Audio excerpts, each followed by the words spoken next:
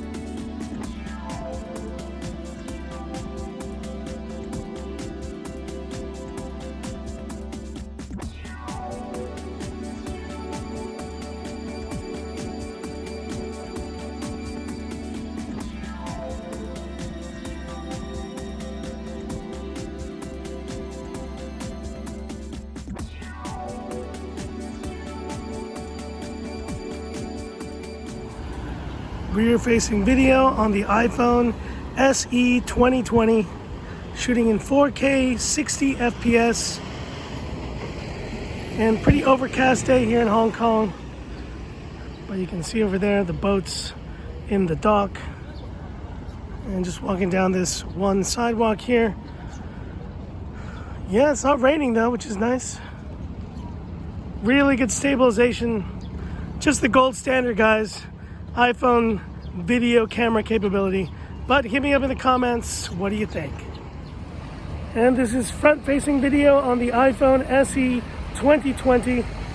Looks pretty good so far. Let me remove my mask so you can hear the mics. How do they sound? Pretty good stabilization. Just gonna move around a little bit here. Overcast day here in Hong Kong. Shooting in full HD 30, no 4K on the front camera here on the SE. But hit me up in the comments, what do you think? Now, in terms of photo quality, is it reaching the level of the 11 Pro Max and the top cameras on the market? It is not. It's a little bit lower in low light settings. There's a bit more grain, but I think in regular settings, it does a solid job here with this 12 megapixel, same camera sensor as the one we saw on the iPhone 8 with the improved image signal processor from the A13 Bionic. And speaking of the A13 Bionic, I'm dispelling these rumors right now. This is not an underclocked A13 Bionic. The point is, benchmarks we've seen, including mine, the slightly lower benchmarks that this phone was getting, just slightly off, as you can see, of the iPhone 11 Pro here, is because of the lower RAM. With 3 gigabytes of RAM, this iPhone SE will not get the highest scores compared to these two phones, which both have 4 gigs of RAM. And John Prosser, shout out to John Prosser, who dropped this awesome tweet. I loved it. This is not an underclocked A13. It's because of the RAM situation, but it is still very much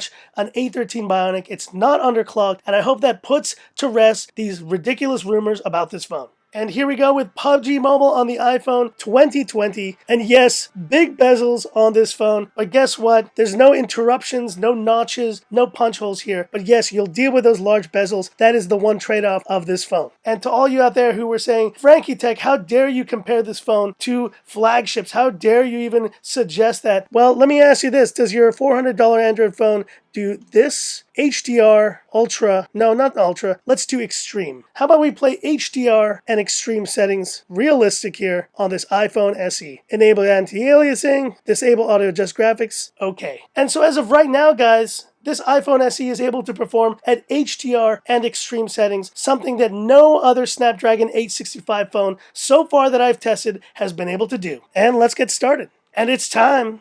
It's time for the classic Frankie Tech swim test, iPhone SE style. Just keep swimming, just keep swimming. Woo! Oh yeah. And I'm going to keep swimming, guys. Apple, Android, it doesn't matter. I'm going to keep swimming no matter what. And now in the plane jump, dual speakers on this iPhone SE, and the sound quality in gaming. Look how loud this thing gets. And the A13 Bionic, no struggles whatsoever here at 60 FPS on this iPhone SE. Let's get down to the surface, get some guns, get some action. All right, and here we are, and I got my guns ready for some gameplay here on the iPhone SE, and this is playing so smoothly, guys. Take that. Ooh yeah, first kill on the iPhone SE. Smooth 60 frame per second gameplay. Just so impressive here. And now yes, is the display size limiting in this game? It is a little bit. It's definitely not as immersive a gameplay as I've had on some of those larger Android phones. But in terms of performance, this is the top of the line right here. The other thing I'm noticing, guys, is the optimization. It is just super optimized. So to all you guys who think that you're going to have a bad gaming experience on this phone, think again. This is the smoothest, most buttery smooth gameplay I've tested on PUBG Mobile in a long time. In fact, I haven't played HDR Extreme settings on an Android phone in a long time. And I don't even think the Snapdragon 865 is capable of that yet.